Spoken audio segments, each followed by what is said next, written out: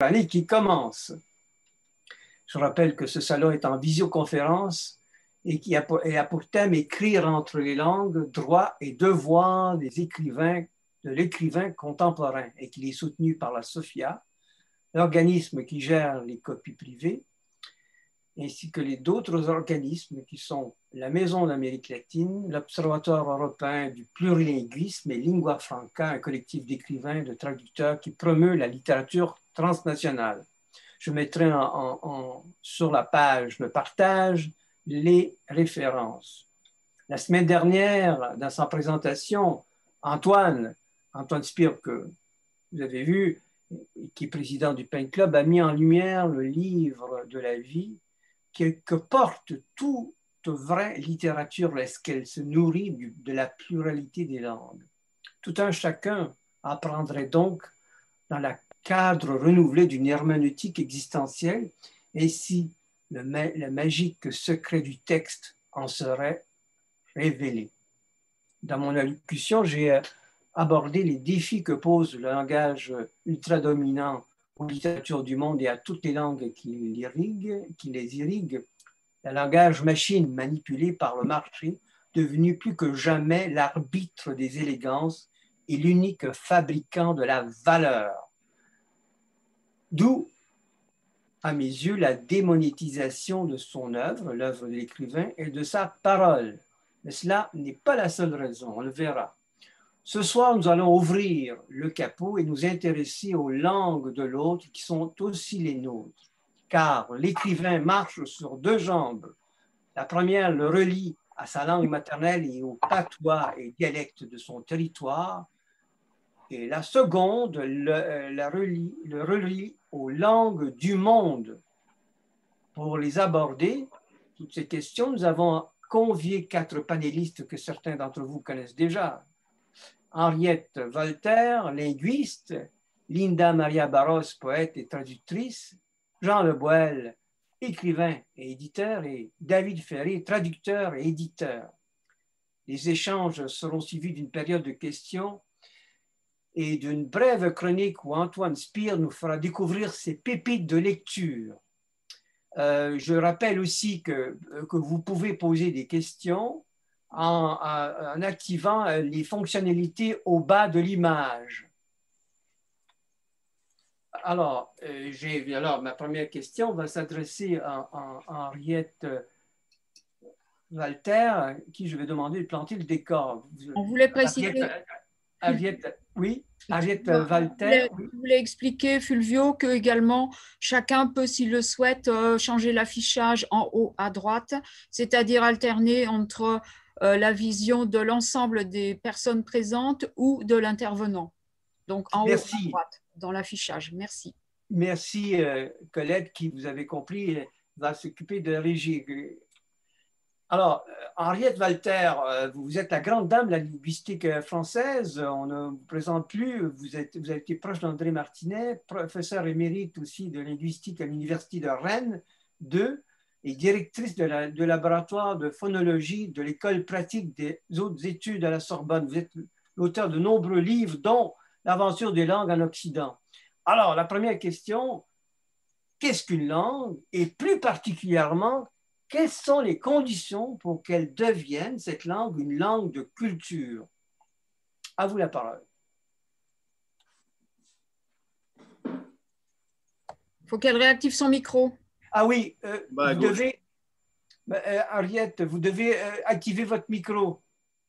J'appuie, c'est bon? Ah oui, voilà, parfait. Est-ce que c'est bon? Oui, c'est bon. À vous. Oui, c'est fait. Bon. Alors, vous avez compris la question? Alors là, si vous permettez, je vais commencer par la définition technique de ce qu'est une langue. Une langue, c'est tout simplement un instrument de communication oral et doublement articulé. On dit doublement parce qu'il y a la première articulation qui est en mots, un mot où nous disons des monèmes, nous, mais enfin, peu importe qu'on dise mot ou monème, et eux-mêmes, les monèmes étant articulés en unités qui ne sont pas significatives, qui ne signifient rien en son, qui sont ce que l'on appelle des phonèmes. Avec un phonème ne signifie rien, mais il permet de distinguer entre les différentes significations des mots. Donc, si on part de là, on peut dire qu'on peut appeler une langue n'importe comment, c'est-à-dire parler, idiome, dialecte, patois, créole, langue vernaculaire, langue véhiculaire, langue de l'État, langue de culture. On peut les appeler de toutes ces façons, pourvu qu'elles répondent aux critères que je signalais au début. Ce sont des langues. Car il ne faut pas oublier que très souvent, les gens disent, oui, mais attention, telle langue que l'on parle à la campagne, ce n'est pas une langue. Un patois, ce n'est pas une langue. Eh bien, non, un patois, c'est une langue. Voilà. Donc, pour commencer, on peut dire ça, et on peut faire la distinction entre dialecte et patois, bien sûr. Hein, un patois, c'est une langue parlée dans un territoire un peu réduit. Un dialecte réunit plusieurs patois. Maintenant, il y a des langues qui prennent le dessus quelquefois, très souvent. Donc, on peut en trouver des exemples aussi bien dans la langue, pour la langue française que pour la langue italienne, que pour la langue anglaise, que pour une majorité de langues. Il y a aussi, il faut aussi peut-être faire la place au créole. Les gens ne savent pas très bien, les gens disent le créole c'est un patois. Ben, oui, peut-être, c'est un patois, c'est-à-dire que c'est une langue qui, dont les constituants sont pour le lexique une langue européenne en général, par exemple le français, par exemple l'anglais, par exemple l'espagnol, ou par exemple le portugais plutôt, et dont la grammaire est une langue africaine. Donc, on a cette espèce de mélange dans le créole. Et on parle quelquefois de lingua franca. Oui. Lingua franca. Alors, qu'est-ce que c'est qu'une langue franca? Une lingua franca, c'est une langue qui, à l'origine, a servi entre personnes qui parlaient des langues différentes. Soit une langue européenne, soit l'arabe. Et une lingua franca est une langue qui permet, c'est une langue véhiculaire, nous dirons, mais qui permet cette communication entre gens qui sont en général bilingues, n'est-ce pas? On peut dire que c'est une langue de communication qui facilite la communication et qui est souvent un peu réduite. Alors, une des langues les plus connues, c'est le sabir. Alors le sabir, tout le monde dit oh, oui, le sabir, oh, ben oui, bien sûr, je sais ce que c'est. Le sabir, c'est pas vraiment une langue, ça se parle comme ça ressemble un petit peu à l'arabe, mais ça ressemble un peu à l'espagnol, ça ressemble à beaucoup de choses, bien entendu. Et à l'origine, c'était une lingua franca qui a été utilisée par des gens en Méditerranée, justement, des gens qui parlaient des langues romanes, et également d'autres personnes qui parlaient l'arabe. Et je ne sais pas si ça vous vient à l'esprit, mais vous savez que dans le bourgeois gentilhomme, la langue du turc, ce n'est pas du turc, c'est du sabir. Ah. Et sabir, c'est un mot qui vient du verbe latin sapere, oui. Hein, le verbe connaître, à partir de la forme espagnol saber qui est devenu sabir. Voilà. Et là, alors, il suffit d'aller chez Molière pour retrouver une partie du sabir. Voilà. Eh bien, mais justement, c'est une bonne relation, un bon relais pour parler de la langue d'écriture, la langue de culture, parce que là, le sabir, lingua franca, c'était des langues de commerce, justement, d'échange. Exactement. Alors, comment maintenant, quelles sont les conditions pour que cela devienne une langue de culture? C'est ça qui nous intéresse, nous, écrivains, parce qu'effectivement, on la transforme en la fixant notamment. Rabelais disait effectivement que les paroles étaient des paroles gelées, qu'il fallait réchauffer. Et là, c'est tout le rapport entre la langue parlée et la langue écrite. Alors, comment, justement, dans ce contexte du XVIe, XVIIe siècle où les langues vont se fixer par l'écriture, comment ça se passe et quelles sont les conditions pour que que ces langues vont devenir, que ces langues deviennent des langues de littérature. Alors, si vous permettez, on peut prendre des exemples dans l'histoire de nos langues, Bien du sûr. français ou de l'italien, au Moyen Âge. Parce Oui. qu'avec l'histoire, on va comprendre les choses. Au Moyen Âge, la langue française n'était pas grand-chose, si j'ose dire. Elle n'était parlée que par une petite partie de la population.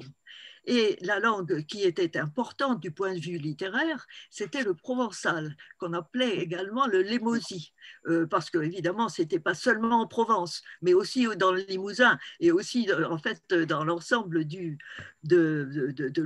sud de la France. Eh bien, cette langue a eu une influence considérable sur la langue qui allait devenir le français, mais aussi sur les langues voisines.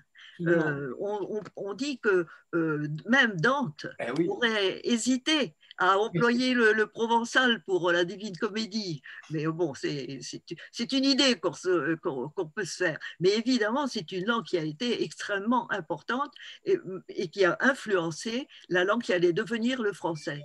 Si on passe à l'italien, eh bien, pour l'italien, c'est la même histoire, mais de façon un petit peu différente.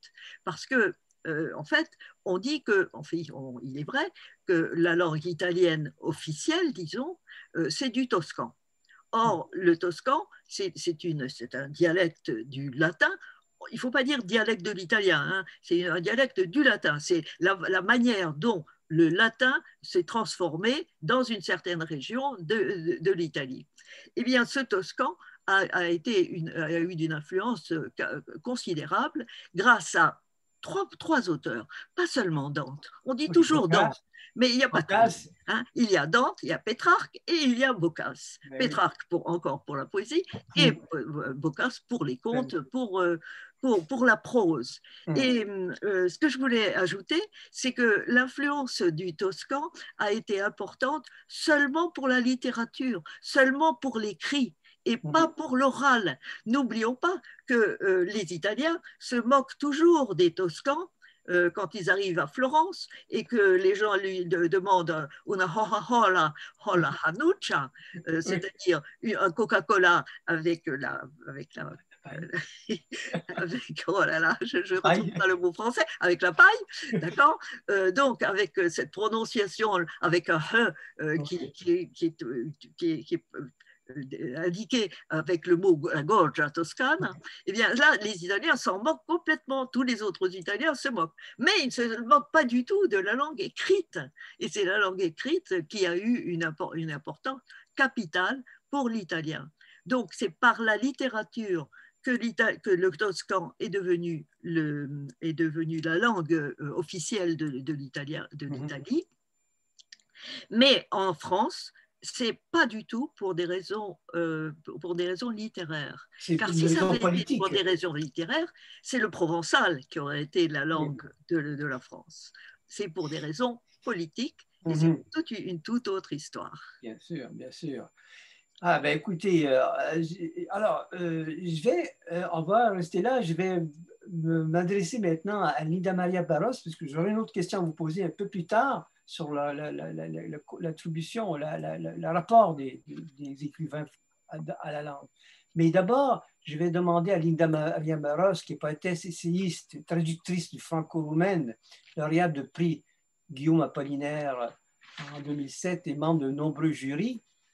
Je vais poser une question à Linda Maria Barros. Elle est aussi directrice de la Traductière, une revue franco-anglaise. Alors, il y a une longue tradition et prestigieuse tradition d'écrivains roumains qui choisissent le français pour écrire. Linda Maria, comment vous situez-vous par rapport à cet héritage?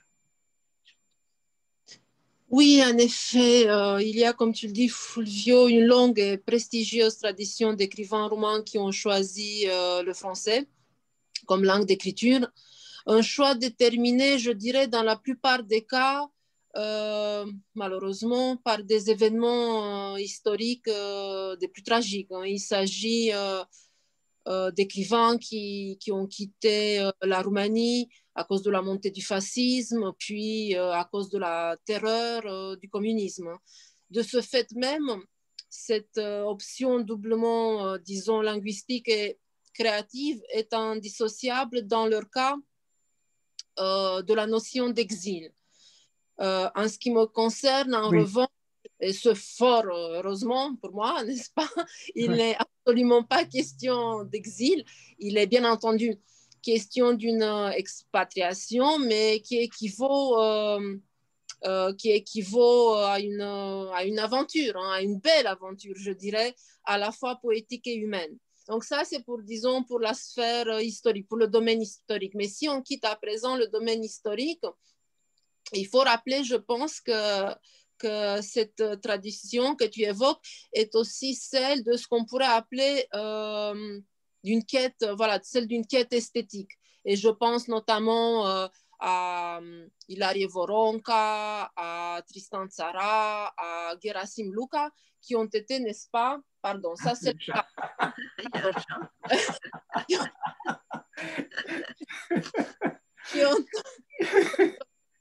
Bon, ce sont les joies des visioconférences à la maison. Bien sûr, ça part de la fantaisie, bien. Eux aussi à des débats. Donc voilà, comme je le disais, je pense notamment à Ilarie Voronca, à Tristan Tzara, à Gerasim Luca, pas seulement, il y a Benjamin Fondan, Benjamin Fondoyan, hein, voilà, qui ont toujours été en quête de renouvellement, autant en matière de langage que d'image poétique. Or, je pense que dans cette perspective, n'est-ce pas, tout poète souhaite s'inscrire dans ce type de sillage. Hein. Il ne s'agit plus tellement d'une tradition roumaine, mais d'une tradition littéraire en général. C'est vraiment question, n'est-ce pas, de pouvoir fendre l'horizon, pour ouvrir la perspective. Hein. Donc, voilà, c'est ce que je pourrais dire par cet héritage. Hein. Oui, alors justement, je vais rebondir. C'est donc un désir esthétique qui t'a conduit notamment. Je voulais te faire réagir à cet extrait du journal de Kafka qui disait ceci, ça a été beaucoup cité, impossibilité d'écrire en allemand, impossibilité d'écrire autrement. Ces triples impossibilités, on pourrait le décliner en français de la façon suivante: impossibilité d'écrire en français, impossibilité d'écrire autrement. C'est un projet esthétique qui a donné... alors, j'aimerais vous faire réagir à cette citation. Est-ce que ça, on peut... Est-ce que c'est ça? Est-ce que ça vous fait... Ça évoque des échos chez vous? Cette triple impossibilité. L'impossibilité, pour moi, n'existe pas. Non, absolument pas. Je ne suis pas pour l'impossibilité. Non, mais en fait, ça crée une tension. Ce qui est intéressant dans la citation de Kafka, c'est que ça crée une tension qui permet justement à l'inexprimé de s'exprimer, puisqu'il avait le choix, lui, alors vous-même, vous aviez le choix entre le tchèque, le yiddish et l'allemand. Vous-même, vous aviez le choix entre le roumain. Et à cet égard, je vous posais la question un peu provocatrice en disant, mais n'avez-vous pas craint de trahir votre langue? Parce que le français, quand même, est une langue très riche, avec tout un patrimoine qui se suffit à lui-même d'une certaine façon. Pourquoi avoir choisi à cet égard? Évidemment, le français, vous le disiez, par l'enjeu esthétique, mais encore, qu'est-ce qui est... Oui, donc pour ce qui est de l'impossibilité, je ne réfléchis pas en termes de possibilité ou d'impossibilité. Tout est une question de défi. Dans notre cas précis, il s'agit de défaire le nœud de la langue. Voilà. Alors, comment faites-vous? Je pense que c'est bien cette expression que j'emploie souvent, que j'ai employée d'ailleurs, et ce n'est certainement pas par hasard, dans l'un de mes premiers poèmes écrits en français. Voilà, je pense que c'est comme ça que je pourrais présenter cette démarche, disons, créatrice.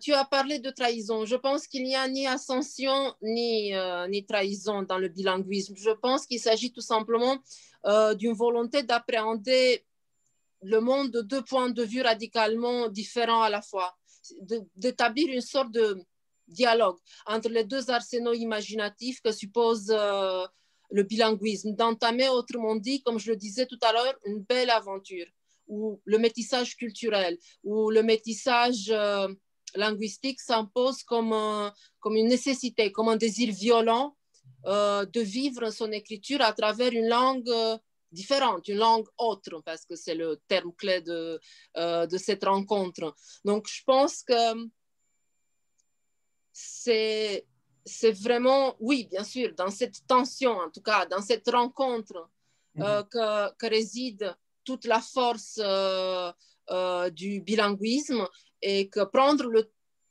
tournant du bilinguisme ne pose pas tellement, on en parle beaucoup, ne pose pas tellement un problème identitaire face à l'autre, mais un problème qui participe de la sphère de l'enrichissement progressif, parfois imperceptible d'ailleurs, mais d'un enrichissement, l'enrichissement de l'univers littéraire, de l'imaginaire.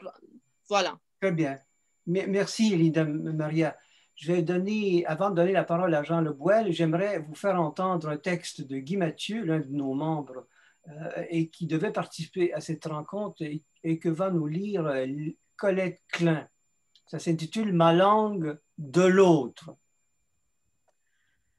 Pour moi, qui ne me connais que des ancêtres français depuis plus de 200 ans, la langue française est pourtant la langue de l'autre. Ce n'est pas ma langue, comme j'ai pu le croire enfant. Je pensais alors qu'au milieu du XXe siècle, le provençal, la langue d'oc de chez moi, n'était désormais que la langue des vieux, comme un outil périmé, d'un temps révolu. Je me détrompais pendant mes dernières années de lycée à la sortie de l'adolescence.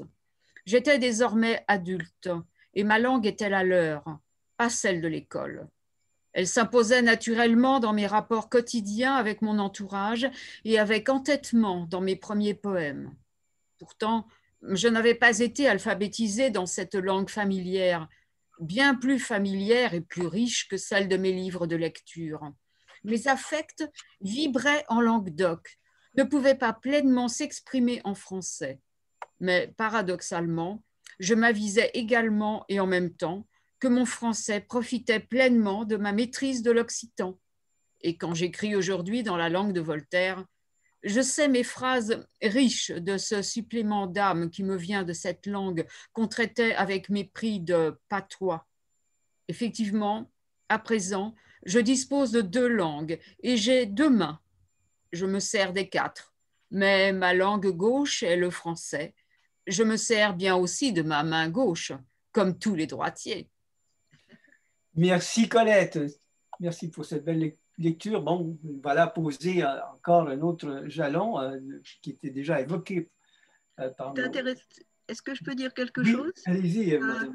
Non, mais c'est intéressant parce qu'il ne dit pas la langue de Molière, il dit la langue de Voltaire. Absolument. C'est-à-dire celle du XVIIIe siècle et pas celle du XVIIe. Bon. Et évidemment, donc, c'est la langue qui domine la scène européenne, la langue du XVIIIe, puisque effectivement, elle va être l'objet chez les Allemands d'un modèle. Ça sera dans la cour du nom de Frédéric II, je pense, le modèle pour développer, pour affirmer l'allemand comme langue de littérature. Si ma mémoire est bonne, en tout cas, je parle sous votre contrôle. Mais je vais rebondir à cet égard et je vais tout de suite inviter Jean Le Bouel, qui est un écrivain du Nord et qui est fils de Picard et de Limousine, que nous connaissons bien, à s'exprimer à cet égard. Je rappelle que Jean est l'auteur d'une quarantaine de livres dans tous les genres. Il est également le directeur des Écrits du Nord et secrétaire général du Pen Club français. Il vient à peine de recevoir le prix Mallarmé, prix que préside Sylvestre Clancier, qui est également le président honoraire de notre association. Alors, Jean, vous me disiez, j'utilise le vous à dessein, vous avez compris, pour m'inscrire dans la tradition française de la conversation. Vous me disiez que le patois de votre enfance, notamment le picard, nous a enseigné, vous enseignez l'art de l'écoute.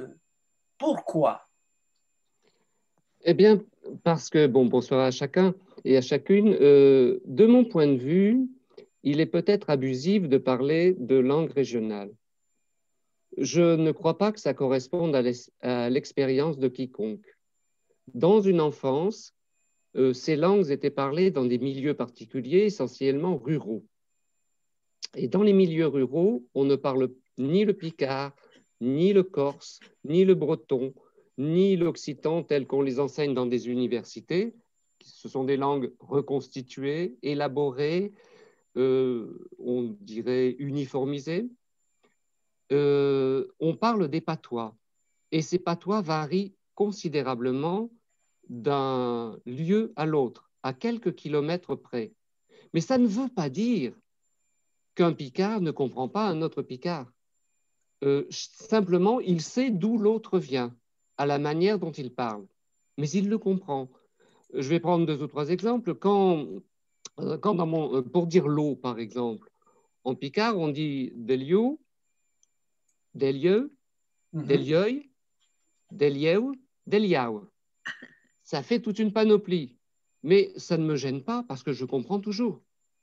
Je comprends tous les picards, mais je ne parlais qu'un patois.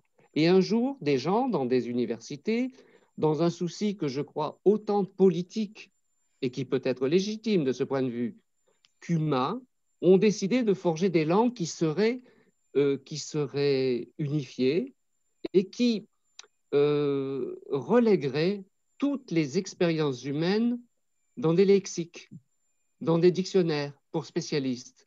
Or, la réalité humaine, ce n'était pas ça. La réalité humaine, c'était que on écoutait les autres. S'il était je suis du littoral de la Picardie, si mon interlocuteur était boulonnais, pour dire regardez, il disait Argueté. Le Berquois, 40 km plus bas, disait Arbeillé. Tel autre aurait dit Ravisé. Mais c'est tout, c'était une localisation et je les comprenais parfaitement. La même consonne initiale, par exemple le chien, ça pouvait se dire un quien, un tien ou un chien. Bon, bah, c'est tout. Et alors, pour les conjugaisons, l'imparfait du verbe dire, c'est il dit jo. Moi, j'aurais tendance à dire il dit jo, mais je comprends très bien quand on me dit il dit jouer. Et il fallait.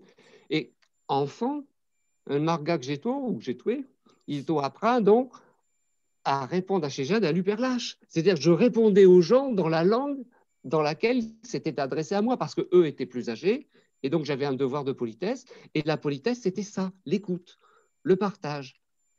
Alors, ce qui se produit, c'est que dans un souci de sauvegarde, d'affirmation d'identité, on a élaboré des outils communs. Parfois même, on a inventé. Par exemple, un Picard, pour dire nous, il dit on, en général, c'est ce qui est commun. Mais comme dans certaines régions, on disait un peu autrement, et comme il s'agissait, et comme la deuxième personne du pluriel, c'était ou, il faut l'entendre, eh bien, certains ont créé des grammaires dans lesquelles on disait, pour faire notre unité de Picard, nous allons dire nos. Mais aucun locuteur vivant, authentique, n'avait jamais dit nous. Donc, on crée des langues qui tuent les gens ou qui tuent leur expérience. Ça, c'est l'expérience académique là, que vous mettez en lumière. Mais plus précisément, dans votre travail de poète, comment ces patois, ce patois se traduit-il dans votre poétique, notamment, et donner des exemples? Alors, le texte de Guy Mathieu est très beau. Le texte de Guy Mathieu est très beau, mais je ne peux pas y souscrire complètement. D'autant que nos autres langues sont nombreuses. Le patois de mes grands-parents limousins m'a presque autant marqué que le patois picard, ou les patois. D'ailleurs, eux aussi varient beaucoup. C'est pourquoi je suis absolument certain, même si je n'ai pas fait toutes les régions de France, que ça change d'un endroit à l'autre. Et je vois par exemple le martyre de nos amis flamands, le flamand est une langue très parcellisée, et qui sont obligés, pour faire leur unité, de se rabattre sur le néerlandais. En gros, c'est ce à quoi on les pousse, alors que les Néerlandais, les personnes néerlandaises, étaient celles auxquelles ils se sentaient, pour des raisons culturelles, religieuses, commerciales également, le plus opposés. Donc, ils font leur unité dans la langue de l'autre. Je ne crois pas, donc, que les langues, que ces patois, puissent être de véritables langues de création littéraire. Alors, dans ma pratique, j'ai pu en jouer. Par exemple, je me souviens d'un petit texte dans lequel je me suis amusé à faire ce qu'on appelait de la dravie, c'est-à-dire on mélange du patois et du français. Yemucheshka, kamuché d'alfeur, pendant que les souris dansent à l'office, sûr qu'il l'aura son avoiné. Bon, c'est très court, je vous l'explique. Muché et camuché sont deux termes picards pour dire caché, c'est un doublon. Donc, Yemucheshka, le chat est caché, caché d'alfeur, feur, c'est la paille d'avoine. Du coup, je m'autorise un petit jeu de mots, sûr qu'il aura son avoiné un peu plus loin. Mais pour moi, c'est un jeu. Ça n'est pas, je ne vais pas faire littérature avec ça. Et je pense que la langue de l'écrivain est une langue élue. Et mon propos, ça ne l'est pas de me raconter moi seulement, c'est de parler aux autres et de parler aux autres francophones. Ma langue d'élection, c'est le français. Je peux écrire en picard, mais je parlerai à 3 voisins qui parlent le même picard que moi. Et ça n'est pas le but. Je veux parler à chacun. Et donc, j'ai une richesse intérieure que je nourris de toute mon expérience. Je peux vous dire, je peux vous tenir un discours en patois, mais ça ne va pas vous intéresser. Donc, je parle en français. Bien, merci Jean. On va revenir sur tout ce qui a été dit, mais je vais donner la parole maintenant à David Ferré. David Ferré que nous connaissons, metteur en scène, traducteur d'espagnol. Il y a Henriette qui veut parler. Ah, Henriette, oui. Allez-y, Henriette. Simplement pour réagir à ce que je viens d'entendre, qui est très, très passionnant, j'ai pensé à Antonine Maillet. Antonine Maillet, qui a écrit, qui a fait de la littérature, qui a été extrêmement connue pour les Acadiens, pour la langue des Acadiens. Or, qu'a-t-elle fait? Elle s'est bien rendue compte qu'il y avait plusieurs variétés, et elle a fait un mélange de toutes ces variétés. C'est-à-dire qu'elle a créé autre chose, et que quelqu'un d'une région, de la région où on parle l'acadien dans les provinces maritimes, quelqu'un d'une certaine région peut ne pas se reconnaître dans Antonine Maillet et trouver qu'elle en fait trop, elle a trop mélangé, voyez-vous. Donc, mais quand même, elle a fait œuvre littéraire ce faisant. Donc, absolument. Il peut y avoir une possibilité. En reprenant le vieux français, notamment je pense à ce personnage phare, la Sagouine, et qui a été qui a été très populaire au Canada francophone, en Acadie bien sûr, mais aussi au Québec, bien sûr. Mais ça pose la question de la langue élue. Hein. La langue élue, c'est la langue qu'on choisit. Et c'est tout l'enjeu qui se pose. Alors, la langue peut être imposée parce qu'elle est une langue dominante, comme ça a été le cas notamment avec l'avènement de... Il y a Jean qui veut répondre. Oui, Jean. Donc, je serai très bref et puis la discussion peut s'enchaîner autrement. C'était simplement pour dire à Madame Walter qu'effectivement, il y a des picardisants qui créent une espèce de littérature en picard, une littérature nouvelle qui n'est pas folklorisante, mais elle est, à mon sens, dans le même statut que le Sindarin de Tolkien, c'est-à-dire que c'est une création littéraire. On peut faire de la littérature, de même qu'on peut faire du gromelot, on peut créer des langues imaginaires, c'est exactement du même ressort, c'est tout aussi littéraire, et on peut même imaginer que ces langues élaborées, écrites, lues, seront parlées par des gens qui n'auront pas vécu en amont dans ce bain linguistique. Très bien. On va en reparler puisque c'est la question que je voulais poser à David Ferré. en tant que traducteur et éditeur, puisque lui, il a choisi notamment de faire connaître aux francophones, aux Français, une langue, la langue voisine, l'espagnol. Alors,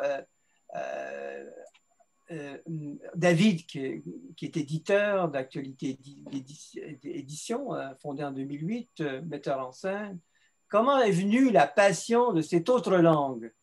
Et pourquoi, question subsidiaire, qu'est-ce que vous avez trouvé chez les jeunes dramaturges que vous faites découvrir, des jeunes dramaturges espagnols, qu'est-ce que vous avez trouvé chez eux que vous ne trouviez pas chez les jeunes auteurs français?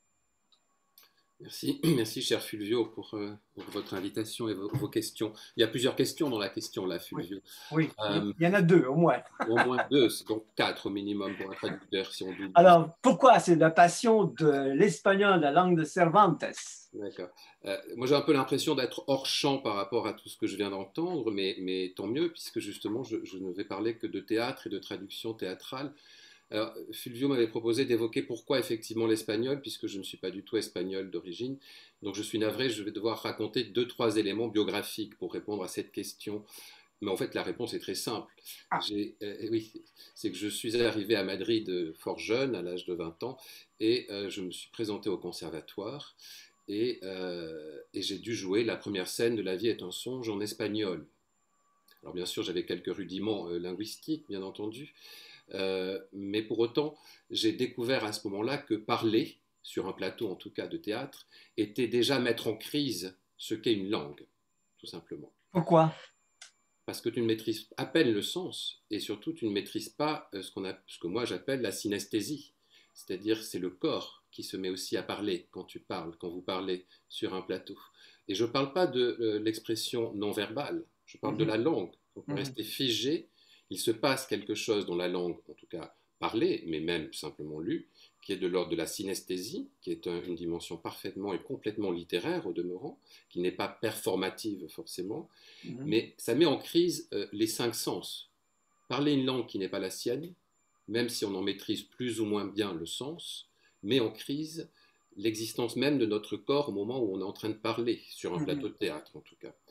Et que c'est donc cela qui a fondé mon rapport à la langue espagnole et qui a fait que j'ai eu le loisir d'être admis au conservatoire et donc d'inscrire cette expérience comme une expérience fondatrice dans mon rapport à la langue française pour le coup, non pas à la langue espagnole.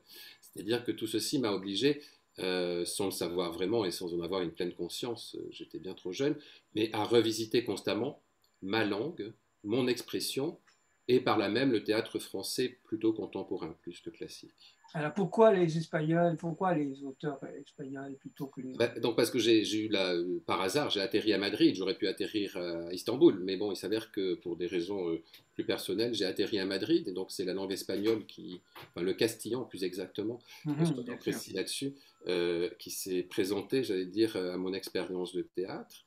Et puis c'est simplement le fait d'avoir été admis au conservatoire, je n'ai pas non plus changé de conservatoire, c'est très pratique comme réponse.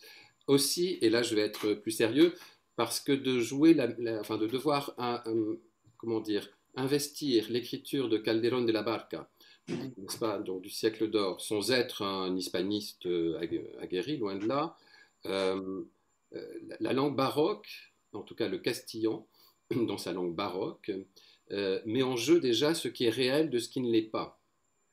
Vous me direz que Corneille aussi, hein, mais bon, il s'avère que moi je l'ai découvert avec La vie est un songe de Calderón. Et que par conséquent, toute la question de la mimésis est en jeu. C'est-à-dire que la mimésis aristotélicienne n'est plus de reproduire un réel, mais de mettre en jeu une fiction qui de toute façon ne peut être que réelle. Donc c'est dans cette double tension de la langue que j'ai découvert que la traduction pouvait s'inscrire.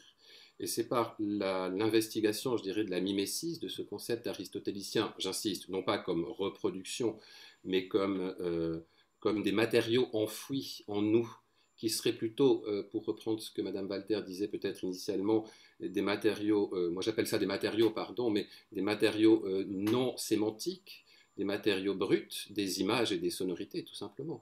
Ce que moi j'appelle la skéné de la traduction, tous ces matériaux, toute cette oralité originelle de la langue, avant que nous en fassions nous-mêmes du sens, était pour moi absolument à retrouver pour pouvoir travailler la traduction. Et donc c'est sur ce qu'est née de la traduction, cette scène enfouie de la langue, en deçà de la langue, que j'ai construit tout mon rapport à la traduction en langue française des écritures hispanophones. Madame Walter, vous voudriez réagir à ce que vient de dire David Ferry sur la traduction, parce que c'est... Elle réactive son micro. Ah. Alors, je crois qu'elle aurait souhaité réagir. Ou quelqu'un d'autre.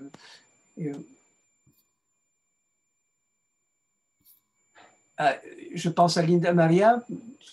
Je ne vois pas tout le monde, excusez-moi, donc je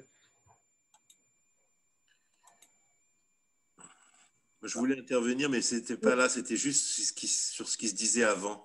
Mais bon, je partage tout à fait ce qui a été dit par Guy Mathieu, encore que je rejoins beaucoup mon ami Jean Le Bohel. Moi, j'ai été imprégné de la musique de patois, effectivement. Et dans notre coin du Limousin, il y avait différents patois à 10-15 km près. Il y avait autre chose que je voudrais dire, mais on le dira plus tard dans la discussion, ce n'est pas encore la discussion, c'est qu'effectivement, le Limousin, la lingua limousina, fut une lingua franca. Et qu'effectivement, il y a pas mal de Français dont l'oreille interne, l'oreille, a été formée, qu'ils le parlent, qu'ils le comprennent encore, qu'ils soient capables d'en être locuteurs par des patois qui sont des dérivés d'une lingua franca et qui a donné une grande langue de littérature avec les troubadours, l'âge d'or, etc.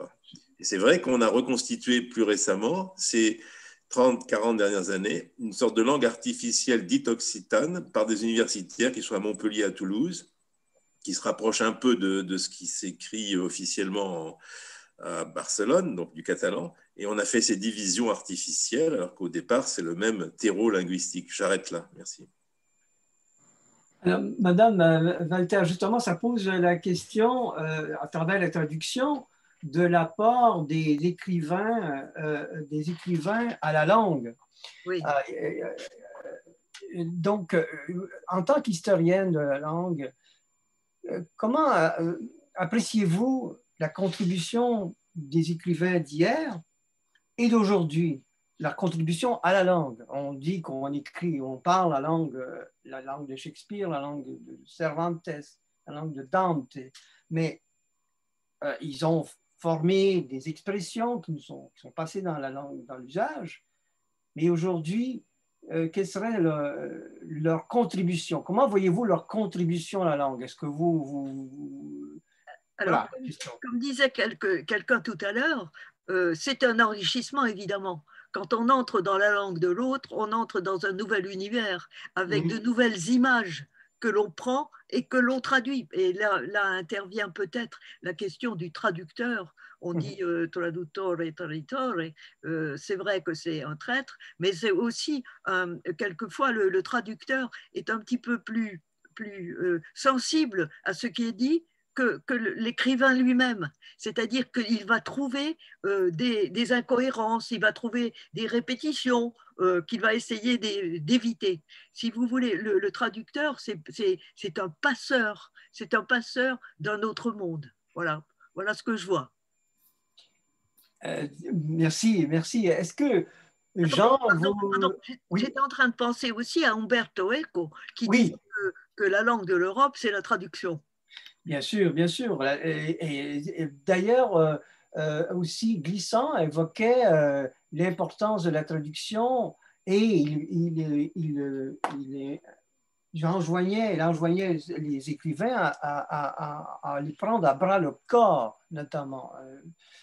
Et alors, Jean, ou David, vous voulez rebondir à ce que vient de dire Henriette Walter? Ou Linda Maria?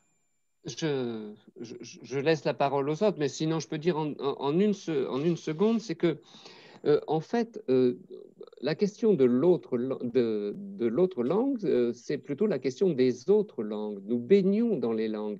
Et par exemple, je suis de ceux qui, quand je vais le dire un peu abruptement, mais je considère que sans le grec et le latin, je ne comprends pas le français. Et j'ai des amis, j'ai évoqué des amis flamands, mais j'ai aussi des amis allemands. J'ai parlé même pratiqué même pendant un petit moment un dialecte allemand, le Pfälzisch. J'écoute, je vis avec quelqu'un qui est proche du monde hispanophone, il y a sans arrêt des hispanophones dans la maison. Tout ça, nos lectures, nous qui sommes des écrivains contemporains, ça nous baigne, ça nous nourrit et nous y sommes très perméables. Donc ça met la traduction au centre et c'est pourquoi je pense que la parole doit venir à David ou à Linda. Mais même si nous n'avons pas la traduction, nous sommes déjà dedans. Il n'y a pas qu'une langue, il n'y a pas que la langue de l'enfance. Quand on est écrivain, on est dans les langues en général. Bien. Linda, vous voulez réagir? Oui, tout à fait.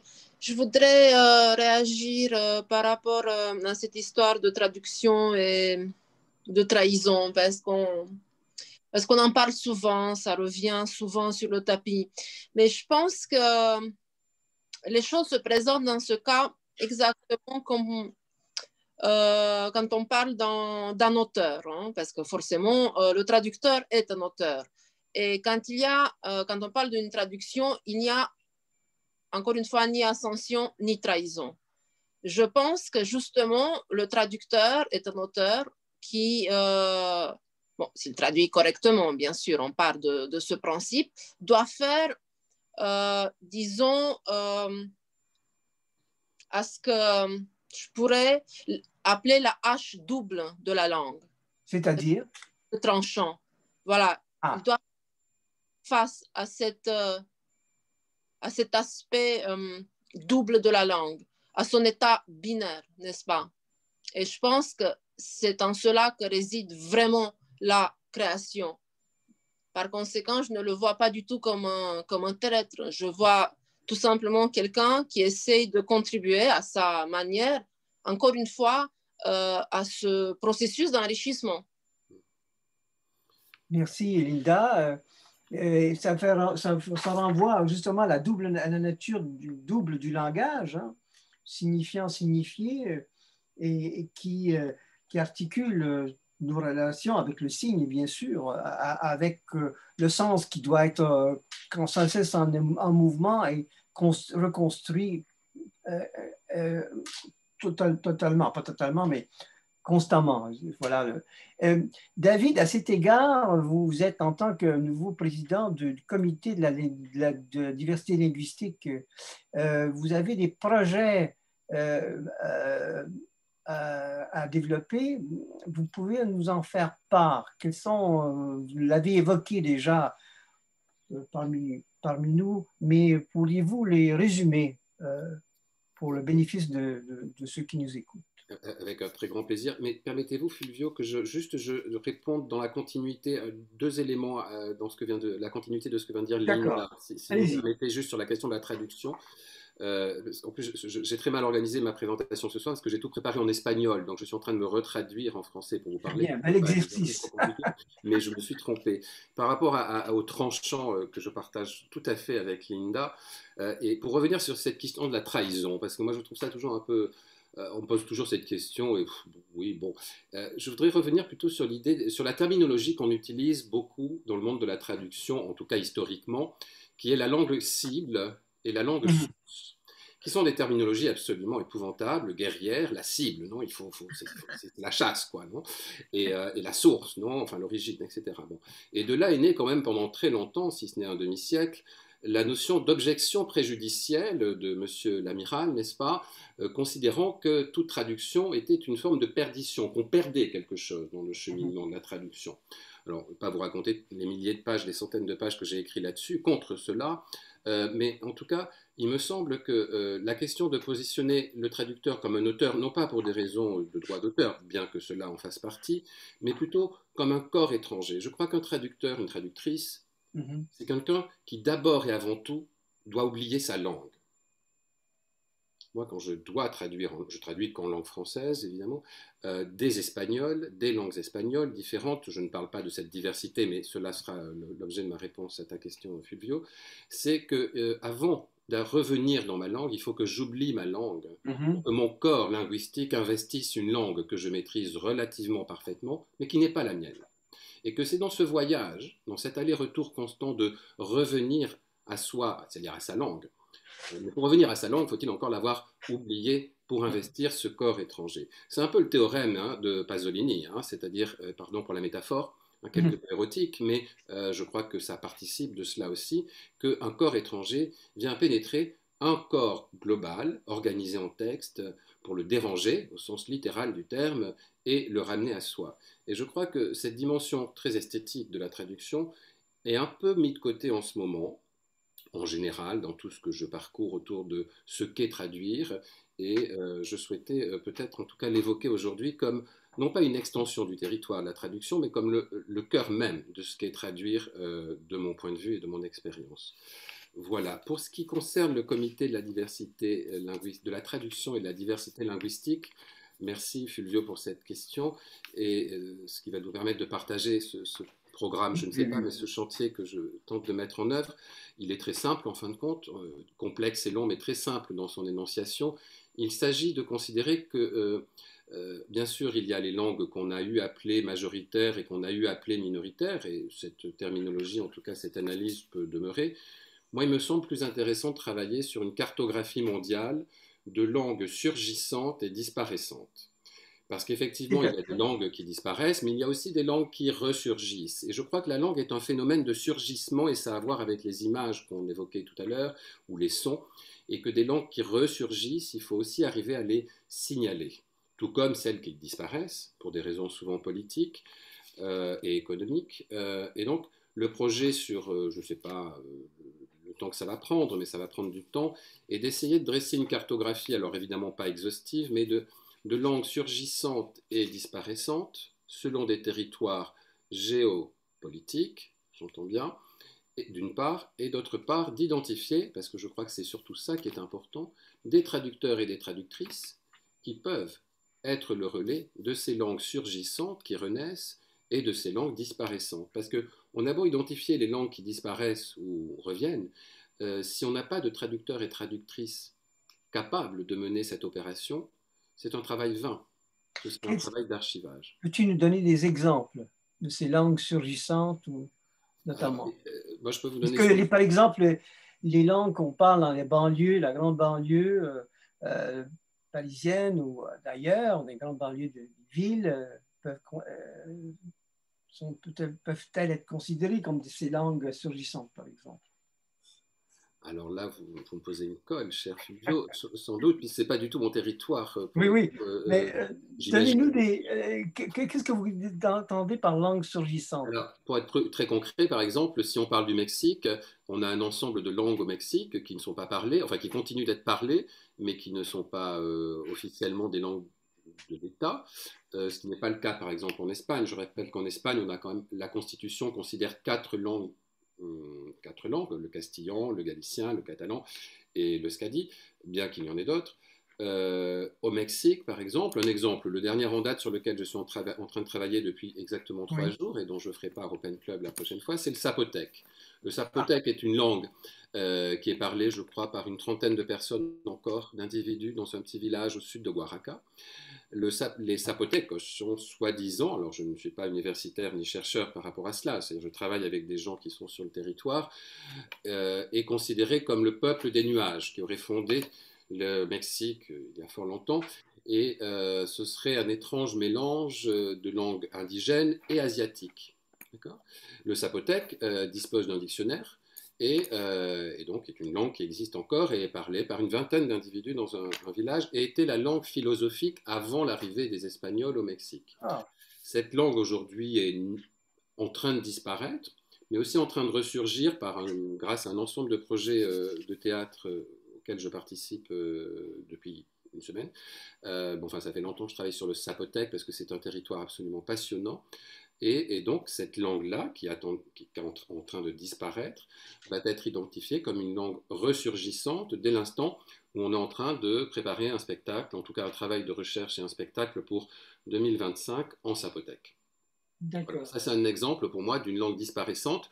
Si on parle du Mexique, et si on parle un peu du Pen Club aussi éventuellement, le Chiapas, n'est-ce pas, qui est une région mexicaine, vient de créer, grâce à l'aide du Pen Club international notamment, un pen Chiapas pour justement, non pas réhabiliter, mais j'allais dire, faire surgir à nouveau le Chiapas dans la cartographie des langues parlées au Mexique. Alors, ce sont deux exemples très précis, mais il y en a des dizaines et des dizaines.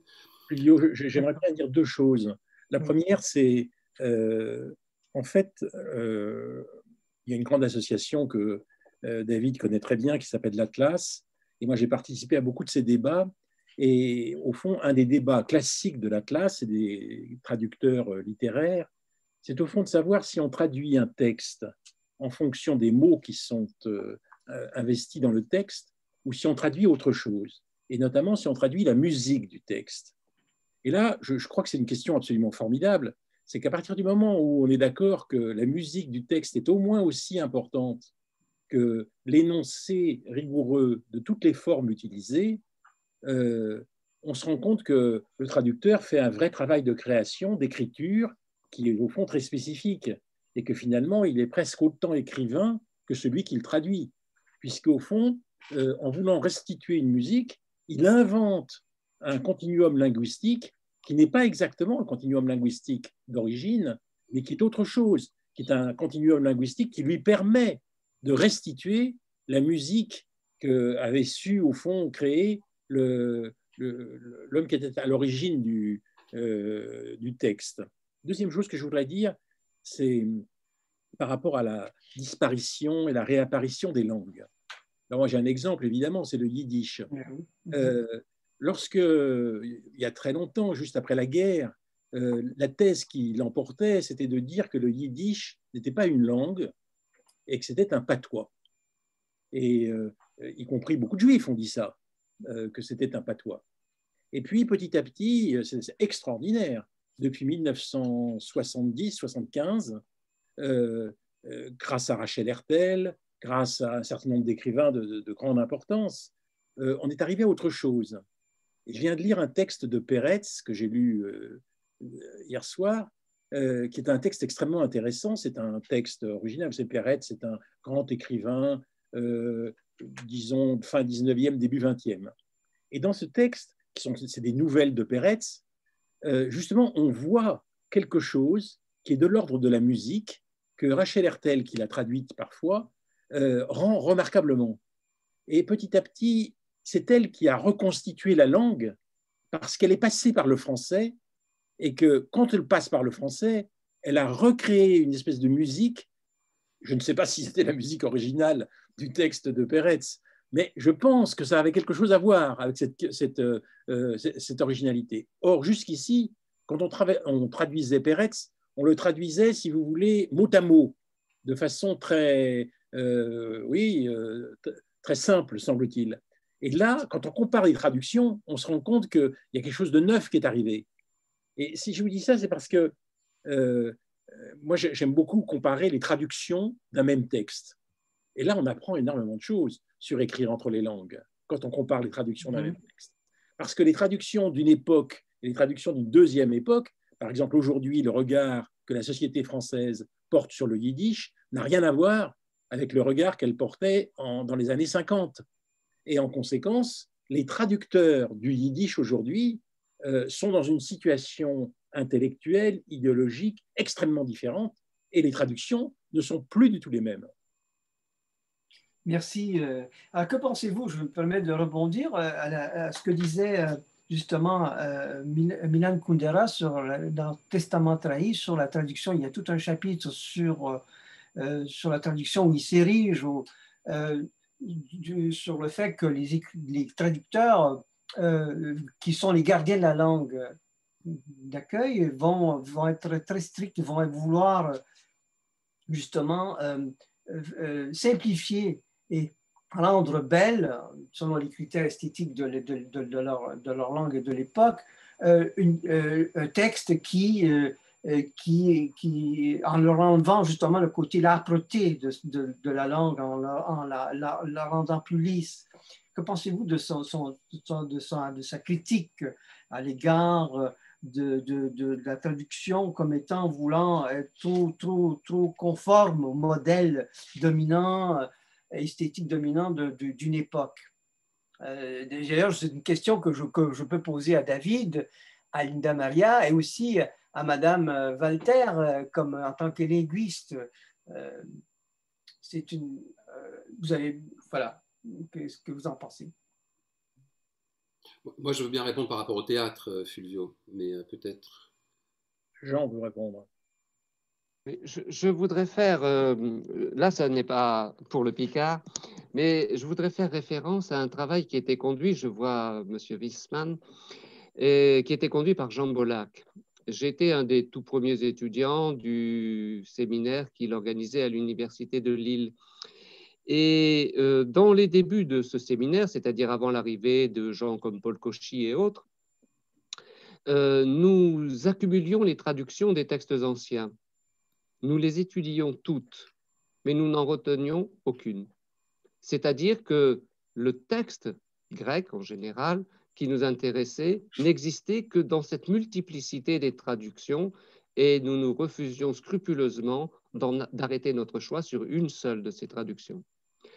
Et il y avait une autre idée que Jean Bollack a développée à ce moment-là et qu'il a ensuite peut-être un peu abandonnée, autant que je m'en sois rendu compte, c'est que finalement, si nous traduisons dans la langue cible et si nous n'avons pas le mot à mot en nous, eh bien, nous n'entrons pas dans le raisonnement, ni dans la sensibilité, ni dans la musique de celui que nous traduisons.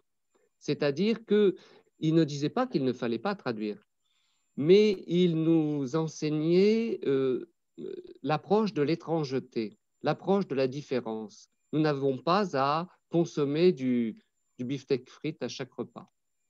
Voilà. Merci, Jean. Est-ce que, bon, je sais que M. Wiesmann qui va faire prononcer la locution de clôture est à l'écoute, il peut réagir s'il le souhaite.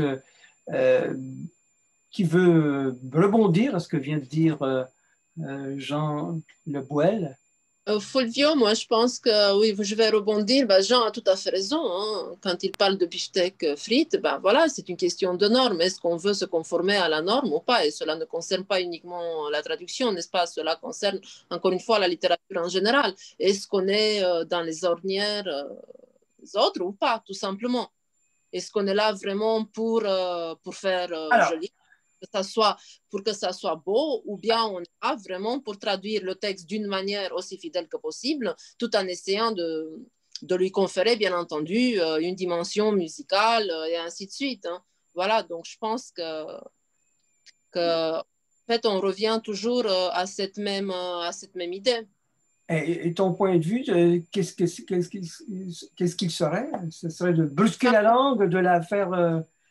Quelle est ta perspective? Moi, j'ai beaucoup de chance par rapport à d'autres traducteurs parce que je n'ai pas à la bousculer. Étant roumaine et traduisant vers le français ou bien dans le sens contraire, je n'ai pas à bousculer les deux langues. Et je pense que c'est tout à fait extraordinaire. Voilà. Oui, le fait justement d'être entre deux langues. Je suis entre deux langues, mais entre deux langues qui se ressemblent tellement. C'est vrai que j'ai une grande liberté de mouvement. D'un côté, il y a la richesse du français. De l'autre côté, il y a la dimension malléable du roumain. Et de ce point de vue, même si la musique est bien entendu différente, vous l'entendez bien, parce que bon, il y a l'accent, vous l'entendez quand je parle, la musique est différente, mais les mots, pas tellement. L'ordre des mots non plus. Hein. Ah, la syntaxe. Oui, bon, bien sûr, il n'y a pas ce qu'on pourrait appeler un ordre canonique en roumain, mais les différences ne sont pas très grandes. Par conséquent, c'est vrai que je dois peut-être faire face à moins de difficultés que d'autres traducteurs. Par exemple, enfin, je ne sais pas si je pense à quelqu'un qui traduit du chinois. Oui, c'est la famille, c'est les langues romanes. On est dans la même famille des langues romanes. Alors, je m'adresse à Henriette Walter pour peut-être, s'il y a d'autres questions, on va les prendre, mais disons, déjà conclure ce débat, est-ce que justement cette familiarité des langues, les langues entre elles, il y a une intercompréhension qui est évoquée justement dans le voisinage des patois et des dialectes qui sont des langues, comme vous l'avez affirmé. Mais cette intercompréhension est-elle aussi transmissible ou déclinable dans d'autres familles de langues? Il y a Thierry Mény qui voudrait intervenir. Oui, très bien. Je vais prendre la question tout de suite après si Mme Walter veut répondre.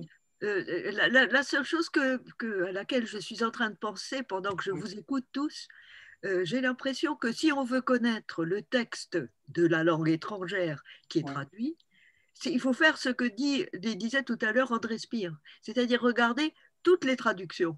Et regardant toutes les traductions, on a plusieurs aspects de la langue en question qui se maintiennent et qui viennent nourrir notre compréhension. Donc j'ai l'impression que c'est la multiplicité des traductions qui peut aider. Voilà. Merci. Par exemple, c'est la lecture de Hegel. Moi, j'ai lu Hegel, La critique de la raison dialectique, avec mon fils, et nous avons pris les trois traductions qui existaient, et on partait de l'allemand, bien sûr, parce que l'allemand est indispensable. Donc, on lisait l'allemand, et ensuite, on lisait et on comparait les trois traductions. Eh bien, je vais vous dire, c'est la seule fois où j'ai vraiment compris ce que veut dire le texte. Voilà. Merci. Il y avait quelqu'un d'autre? C'était Antoine qui voulait parler? Thierry Mény voulait intervenir. Thierry Mény, à vous la parole. Oui, c'est un peu anecdotique, mais ça va aller dans le sens d'Antoine. Quand je faisais mes études de philosophie, j'avais comme professeur de philosophie allemande Bernard Bourgeois, avec qui nous avions des cours de traduction de Hegel, en particulier Kant, mais Hegel surtout. Et c'était assez intéressant la méthode qu'il développait. Alors, premièrement, il nous donnait le texte à faire, on le traduisait, et systématiquement, il nous disait « c'est pas bon, il faut coller au texte ». Alors, c'est très amusant de coller au texte parce qu'effectivement, pour revenir dans ce que disait, je crois, quelqu'un tout à l'heure, il faut regarder les mots comme ils sont faits. Bon, mais vous le savez très bien, la syntaxe allemande est une syntaxe particulière par rapport à la syntaxe du français. Ce qui veut dire qu'on va se retrouver dans une structure syntaxique qui ne sera pas compatible avec la structure syntaxique du français. Bon, ça, c'était le premier niveau qu'il fallait déjà travailler. Le deuxième niveau, qui était un niveau, je dirais, de philologie. C'est-à-dire qu'il nous disait, bon, voilà, ce mot-là, effectivement, dans la langue veut dire ça. Au XVIIIe siècle, au XIXe, il ne dit pas tout à fait la même chose. Donc, on revenait sur une situation historique où on savait, on supposait le sens de ce mot. Ça, c'était un premier niveau de philologie. Le deuxième niveau de philologie, c'est qu'il y a l'usage que faisaient certainement les Allemands de ces mots à leur époque, mais il y avait l'usage qu'en faisait Hegel aussi. C'est-à-dire qu'il faisait lui-même des distorsions sur le propre concept et sur les mots qu'il utilisait. Alors, tout ça pour... Moi, je ne suis pas un traducteur, je ne suis pas du tout un spécialiste, mais pour mettre en évidence la difficulté, les niveaux de difficulté qu'il y a pour arriver effectivement à un texte dans une autre langue qui, alors on repart toujours sur cette idée, mais qui soit au plus près de ce qu'a voulu dire Hegel, dans ce cas très précis, ce n'est jamais aussi facile que ça. Et le troisième niveau, qui n'est pas négligeable, et nous l'avons effectivement sur les traductions de l'Odyssée et tout ça, la question de la réception. Il y a certaines traductions de Hegel, de Victor Cousin ou autres du 19e qui, excusez-moi, en français, ne sont plus compréhensibles. qu'on n'arrive plus à comprendre. Il faut presque une traduction de la traduction.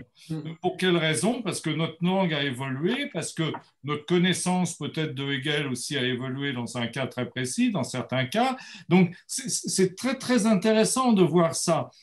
Et ça rejoindrait un peu ce qu'on disait au début, et ce que disait en particulier Jean Le Goël sur les variations linguistiques qui existent, mais qui ne peuvent être que contenues dans un espace bien précis. Au-delà de cet espace, on ne se comprendrait plus. Je donne pour exemple ce comédien qui avait refait en français de l'époque de Molière les pièces de théâtre. C'est très amusant, c'est très agréable, c'est quasiment incompréhensible pour un spectateur actuel. Donc, la langue, il faut qu'on se débarrasse de l'illusion qu'elle est fixe, elle est en permanence dans une évolution,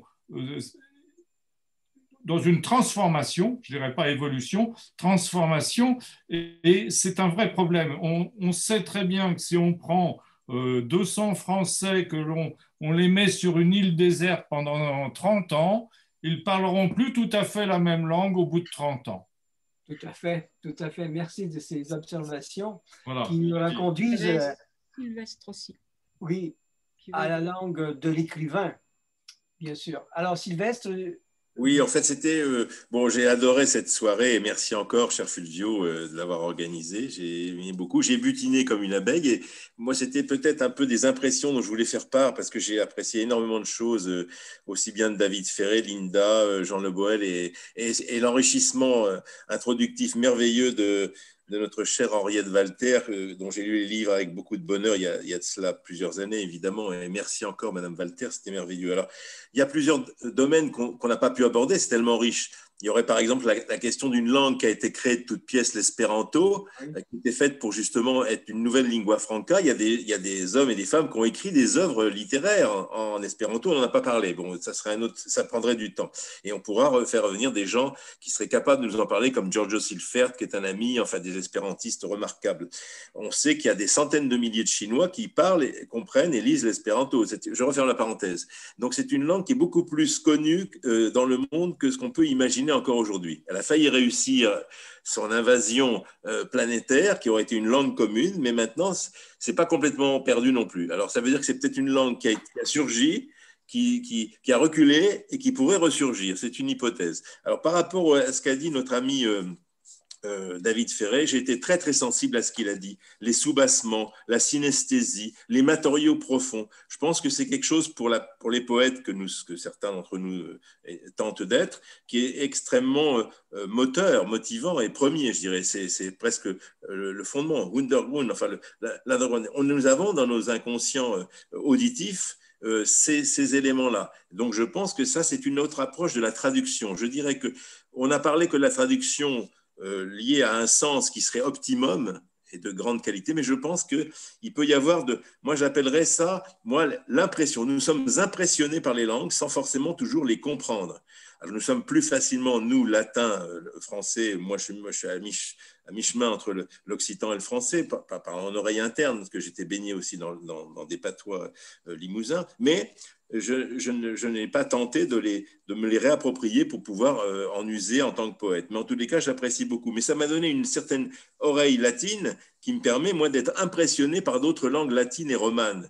Et j'apprécie beaucoup de ce point de vue-là, ce que j'écoute dans des festivals dits par des poètes. Et même si on perd une partie du sens, on est enrichi autrement. Donc, ce n'est même pas besoin d'une traduction, c'est besoin d'une invasion. Moi, j'adore être envahi par la langue des autres. Je ferai une allusion à ce qu'a dit Ferré sur ces langues zapotèques. Alors, je le brancherai dans la connexion, s'il n'a pas encore été fait, avec Maria Elena Cruz, qui est une amie qui vit au Mexique, qui est de la région de Oaxaca, avec son cousin, et elle m'avait parlé de cette langue zapotèque. Elle a organisé en 2003 un immense congrès international du Pen Club, où on a eu une soirée entière, une nuit blanche, mais une nuit enrichissante, qui était une nuit de poésie dans au moins 15 langues indiennes du Mexique, parlées au Mexique. C'était fabuleux. Il y avait d'ailleurs le zapotèque, si j'ai bonne mémoire. Et donc je pense qu'il y a des tas de choses de grande qualité qui ont été dites j'apprécie beaucoup le défi dont a parlé Linda Maria Barros et l'enrichissement de notre imaginaire dans cette intertextualité, dans l'interlangue. Voilà, merci. Je ne veux pas en dire plus, mais j'ai été beaucoup enrichi parce que j'ai entendu et écouté avec beaucoup de bonheur ce soir. Merci. On est à la veille de clore cette rencontre, mais avant, je vais donner la parole à David qui veut rebondir, je crois. Oui, oui, très très brièvement, juste merci Sylvestre. J'avais noté, mais je ne devais pas développer, que dans la traduction, je crois que, en tout cas quand moi je travaille comme ça, il y a un phénomène de rémanence, de réminiscence, de fascination et de cristallisation. Et que je crois que ça, c'est quelque chose qui est commun, bien en deçà de la question du sens. D'une part. Et d'autre part, juste une précision qui serait plutôt une ouverture dont on n'a pas du tout parlé, qui est que je crois que la question du genre littéraire est aussi importante. C'est-à-dire que même si ce qu'on vient de dire concerne la traduction littéraire en général, je crois que traduire de la poésie, du roman, un essai ou du théâtre n'est pas exactement non plus le même endroit, le même geste de la part de la traduction. Pour exemple, quand on traduit effectivement du théâtre, la question du récepteur, comme disait Thierry Mény tout à l'heure, n'est pas que celui du lecteur ou du public. Les premiers récepteurs dans un texte de théâtre, ce sont même pas les personnages, ce sont les voix locutives entre elles. Donc la question de la réception et des genres, elle intervient aussi beaucoup dans les pratiques de traduction et leur éventuelle théorisation, voilà, quelque chose comme ça. C'est tout, je voulais juste préciser ces deux points. Merci beaucoup. Je note, Fulvio, que notre amie Barbara Pogadis est branchée depuis le début. Oui, oui. Elle voyage beaucoup entre les langues. Si elle avait pu nous dire 2 mots, nous en aurions été enrichis, j'en suis sûr. Très bien, Barbara. Vous, si vous souhaitez, il y a aussi des auteurs italiens que je vois, Alfredo Ancora notamment, qui est de Rome. Allez-y, Barbara, à vous, vos réactions. Oui, bonsoir. Merci de m'accueillir parmi vous. J'étais très contente de vous entendre avec tous les aspects que vous avez mentionnés. Donc, moi-même, je traduis beaucoup, surtout du français, mais aussi vers le français. Et je dois dire que j'ai toujours j'ai eu mon expérience du passage du slovène, donc ma langue maternelle c'est le slovène, donc le passage du slovène vers le français, ça a été pour moi une expérience d'un gouffre qu'il fallait traverser comme on pouvait. Et donc, je dirais que quand j'ai entendu qu'il y a quelqu'un disait qu'il y a soit la traduction des mots, soit la traduction de la musique. Il y a aussi la traduction du sens qui comprend quelque chose comme le théâtre des mots. Donc, quand le collègue David Ferré parlait des genres et que notamment, il a mentionné le théâtre. Moi, je pense que tout genre est un théâtre à soi. Donc, il faut d'abord penser à l'esprit donc à l'essence de ce qui veut être dit pour pouvoir arriver à la vraie articulation, c'est-à-dire et même pas seulement, la différence ne se fait pas seulement dans les genres, mais aussi, par exemple, dans un genre, il y a la classification. C'est-à-dire, moi-même, j'ai beaucoup traduit de la poésie. Il y a la poésie qui est traduisible, il y a la poésie qui n'est pas traduisible, et ça ne dépend pas seulement de la musique des mots, ça dépend de l'idée que l'on veut exprimer dans un certain texte. Il y a des textes qui jouent avec les mots, il y a des textes qui jouent avec les idiomes, les sens, qui tentent les bords de la langue. Et comment traduire ça quand un texte lui-même veut aller au bord de la langue, de sa propre langue? C'est une question immense auquel sont confrontés à la fois les traducteurs et aussi les écrivains, puisqu'il s'agit donc de conjuguer l'histoire supranationale du genre, de se l'approprier et par ce fait de la transformer. Merci, Barbara.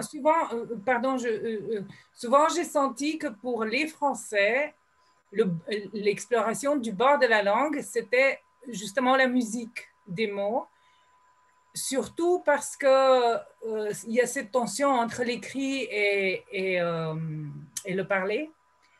Alors que dans ma langue, le bord de la langue, ce n'est pas tellement la musique, ce sont plutôt des idiomes, c'est-à-dire les images qui sont sous-entendues dans des expressions idiomatiques. Donc chaque langue a son génie qui est intéressant à réfléchir. Entre images, son, musique, voilà un beau programme d'ailleurs qui est le programme universel et éternel de l'écrivain.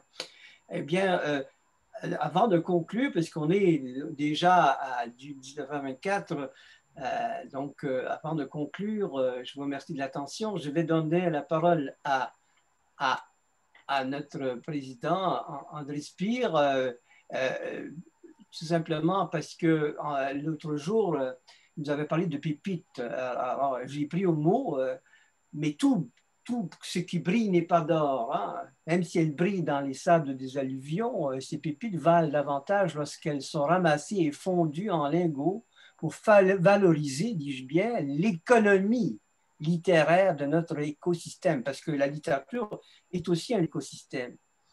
Et il en a bien besoin. Alors, place à l'orpailleur, mais un orpailleur écologique, place à Antoine Spire pour ses pépites.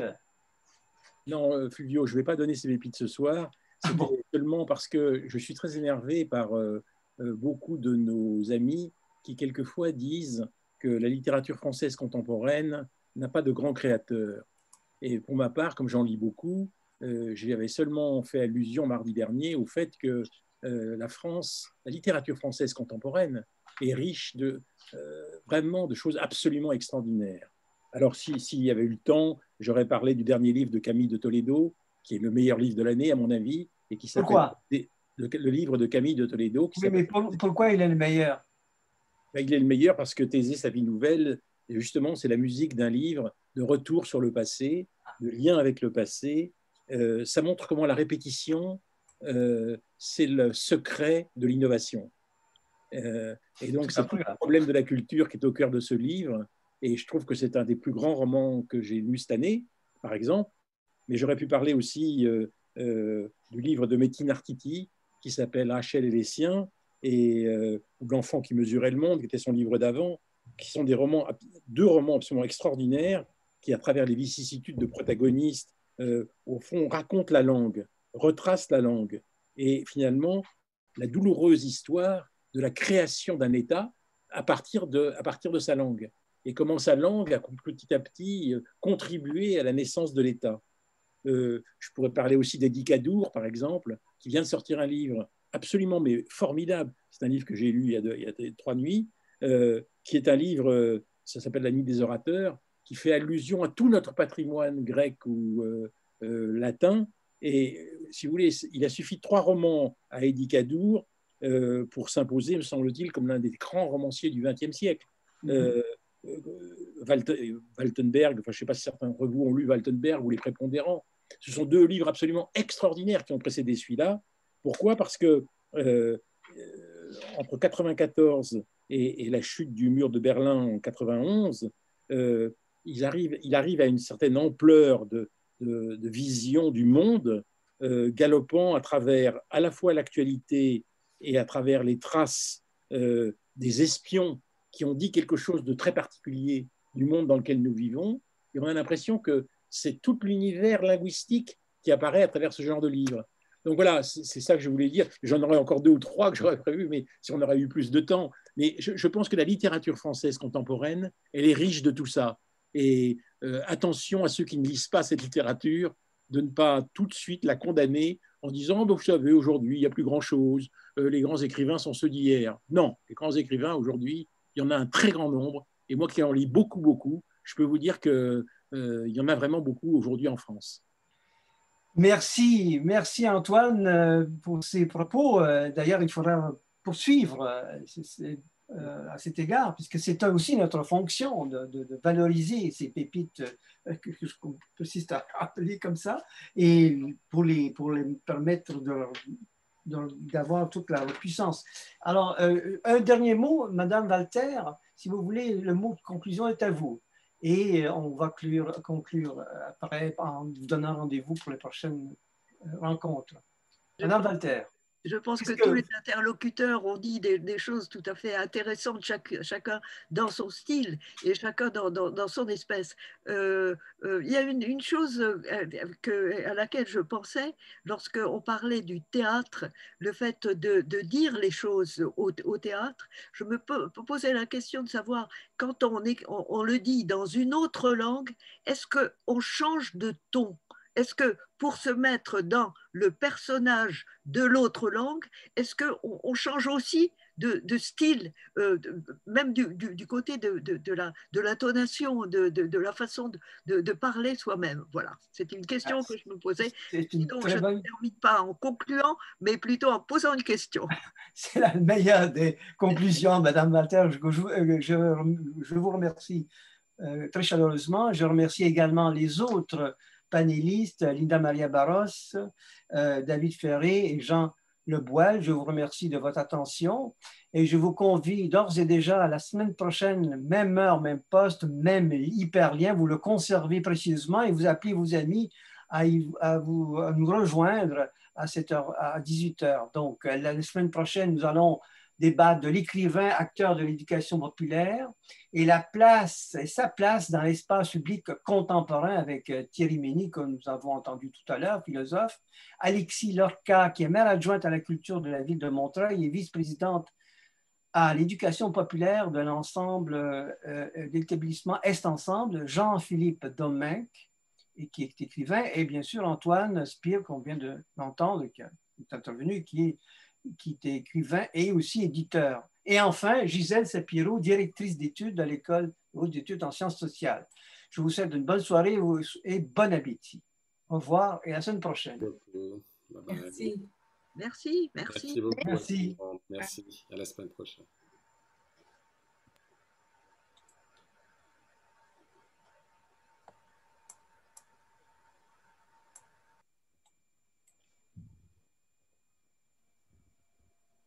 Je coupe pour tout le monde? Oui, vas-y, merci. Merci. J'ai oublié ma chère Colette qui était à la régie. Bonsoir tout le monde. Merci beaucoup.